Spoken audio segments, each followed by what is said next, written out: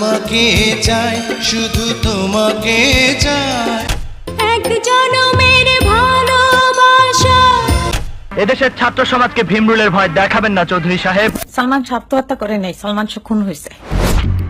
1996 সালের 6 সেপ্টেম্বর ঢাকার ইস্কাটনের ফ্ল্যাট থেকে উদ্ধার হয় বাংলাদেশের জনপ্রিয় নায়ক সালমান শাহর মরদেহ। খবর ছড়িয়ে পড়তেই স্তব্ধ হয়ে যায় দেশ। একজন তরুণ তারকা, মাত্র 25 বছর বয়সে রহস্যজনক মৃত্যু।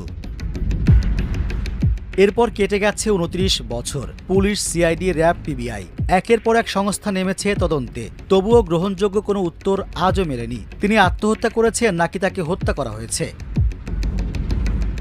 সবশেষ 20 অক্টোবর সালমান শাহর মৃত্যুর ঘটনায় হত্যা মামলা করার আদেশ দিয়েছেন আদালত। তদন্তের দায়িত্ব পেয়েছে রমনা থানা। মাননীয় আদালতের এই সিদ্ধান্ত এটার প্রাপ্য সমগ্র দেশবাসী এবং সালমান শাহ ভক্তদের।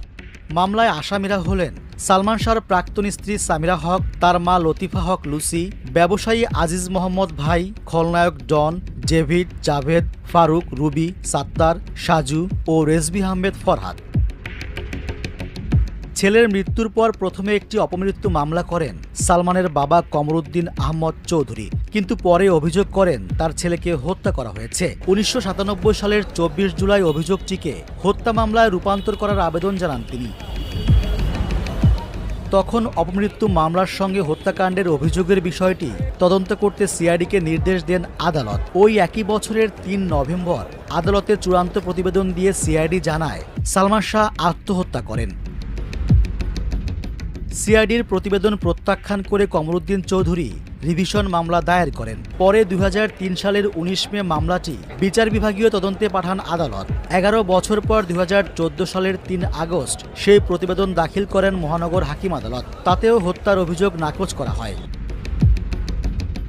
সালমান শাহর বাবার মৃত্যুর পর তার মা নীলা চৌধুরী মামলাটি চালিয়ে যান। 2015 সালের 10 ফেব্রুয়ারি বিচার বিভাগীয় তদন্ত প্রতিবেদনে নারাজি দেন তিনি। সেই সঙ্গে আসামি হিসেবে 11 জনের নাম উল্লেখ করেন।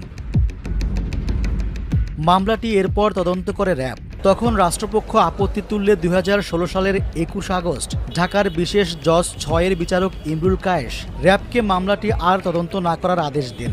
তখন তদন্তের দায়িত্বে আসে police bureau of investigation PBI. 4 বছর তদন্তের পর 2020 সালের 25 ফেব্রুয়ারি চূড়ান্ত প্রতিবেদন দেয় তারা।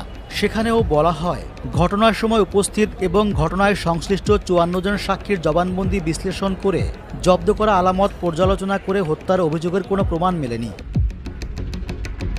সেই সঙ্গে আত্মহত্যার পেছনে কয়েকটি কারণ উল্লেখ করা হয়।